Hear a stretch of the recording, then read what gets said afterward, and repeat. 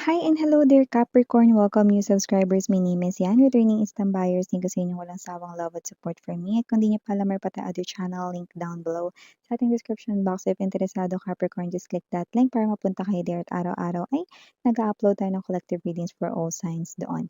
At yun nga Capricorn, lahat ng gender dito, so babae, lalaki, LGBT, lahat ay welcome.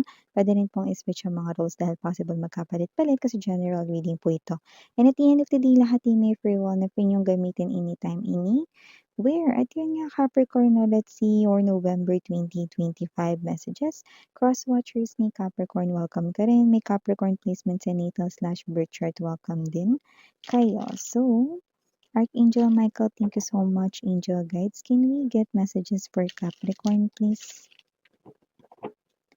What does Capricorn needs to know? Can you please show me?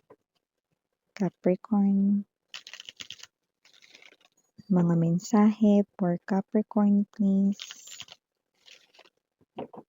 November 2025 messages. Just take only what resonates, guys. Okay? So, meron kayo ditong energies ng Nine of Wands,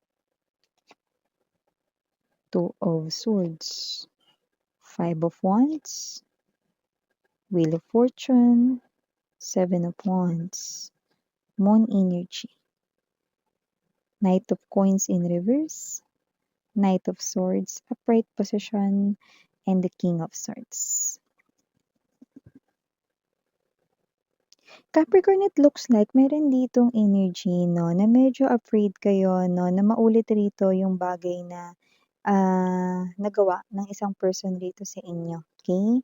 So, may energy rito, no, na may kinalaman dyan, excuse me, no? May kinalaman dyan, no? So, kung sino man yung person na yan na natatakot ka rito na ulitin niya rito yung kanya ritong nagawa sa inyo, yeah, that person here, no, will contact you ngayong November 2025. Okay? The one who ghosted you, the one who abandoned you, the one who left you behind, Capricorn, is the one who will reach out to you. Yung person, no, na kinatatakutan mo, no, na masaktan kang muli, ay magme-message sa'yo dito. So, I do see that you are being closed off, Two of Swords energy right in here, and you are in your defense mode. Okay? But whoever this energy is coming to you, I do see that this person here is bringing the truth. Okay? The truth that you probably do not know with the moon right in here, no? So, ibig sabihin ba nun, minsan magiging honest siya sa mga sasabihin niya? Yes. Kung sino man yung person na yan, no? Okay, na nag-cause rito ng somewhat traumatic experience sa inyo, that person is coming in clean, no? At this person here is someone who's honest now. And, okay, may energy rin dito, no, na ibang mensahe naman. I do see someone here, no, nakikita ko ritong poprotektahan kayo. There could be a situation pwedeng sa inyo ritong pinagtatrabahuhan or office, no. There's a situation wherein nakikita ko rito that you are someone here, no, na ipagtatanggol ka ng person ito because alam niya kung paano ka mag-work. Okay, so maybe meron ditong someone, no, na posibleng i-blame sa'yo rito, no, yung pagka-delay ng trabaho or parang pagka-pend ng takbo or flow rito ng business or whatsoever related sa money, no?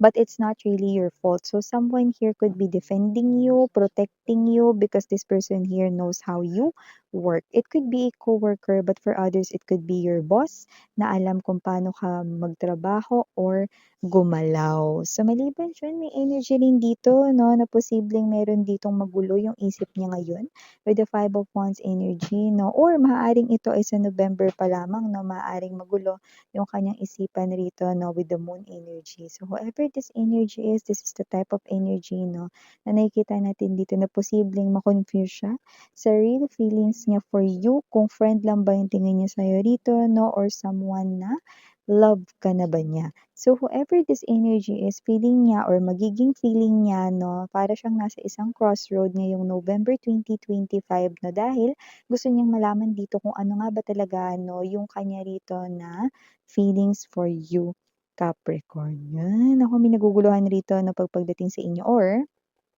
maguguluhan pa lang siya, no? Probably this person here could be thinking about this at night time before he or she goes to sleep.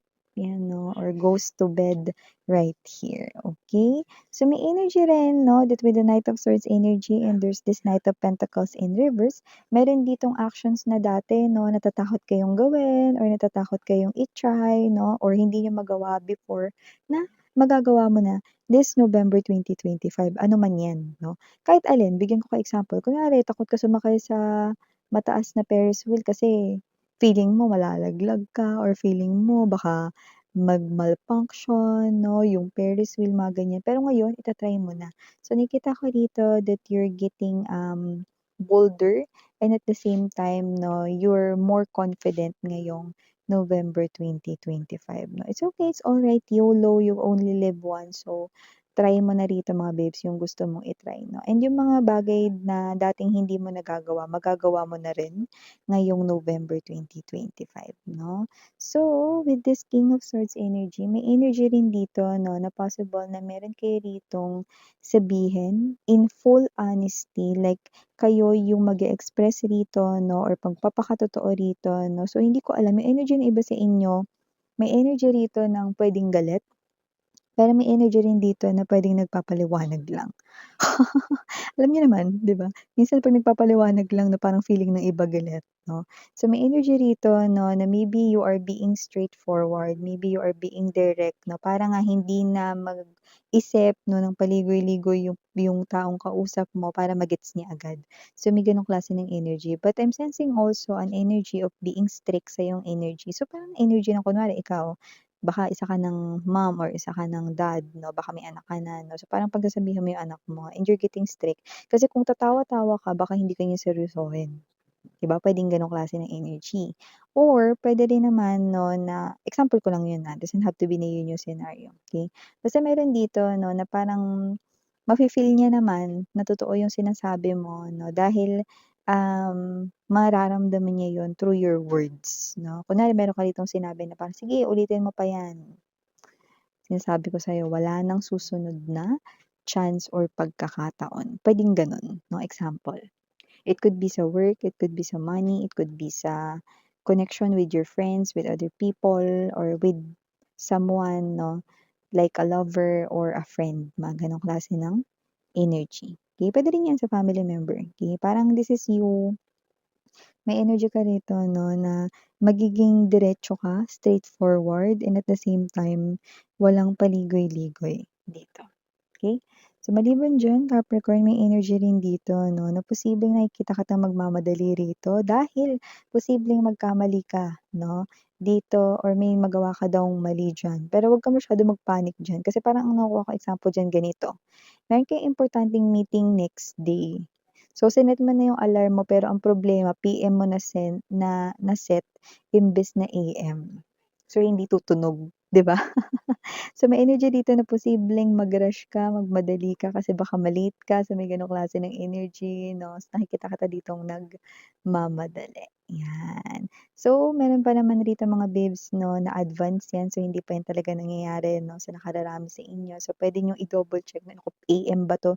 Kasi 'di ba minsan di natin makita, ay AM ba yung pinindot ko, PM di ako sure, di i-double check mo, 'di ba? So, may gano'ng klase ng energy lalo na kung may importante kang lakad. Yung iba hindi naman 'yan meeting, possible na kunwari ikaw ay may, gala with friends 'no, lalo na yung mga may oras yung alis, like kunwari yung mga bus, 'di ba may oras yung alis niyan, 'di ba?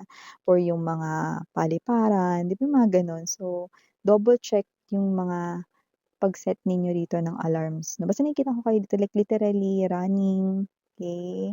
Parang talagang takbong-takbo na talaga kayo rito para hindi kayo ma-late 'no. So, kung may importanteng lakad or may importanteng gagawin, eh, make sure double check niyo rito mga babes na hindi lang 'yan, pati yung gamit ninyo.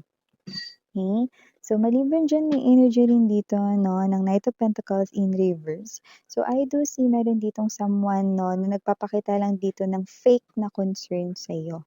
Okay. May energy rito na hindi mo pa 'to nami-meet. So, possible meron kang bagong makilala rito, someone new pero red flag siya.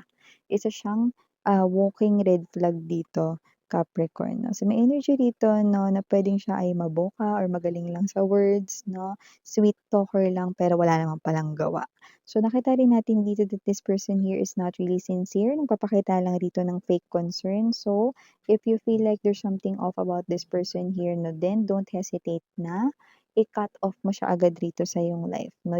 Yung iba sa inyo nakita ko rito, okey, mauutangan pa kayo niyan 'pag hindi niyo yan kinat dito, ayan, nakita ko rito parang hindi lang kayo yung nautangan niya ng pera, eh, tapos hindi niya binayaran. So, may nakita tayong gano'n dito. So, 'wag na tayong dumagdag sa mga biktima nito mga babes, okey? Kasi mararamdaman niyo naman, kasi nakalagay dito with the moon energy, this is your intuition on point telling you that this person here is not a positive energy. Okay. And last but not the least, message for my Capricorn people, no? May energy dito sa 2026.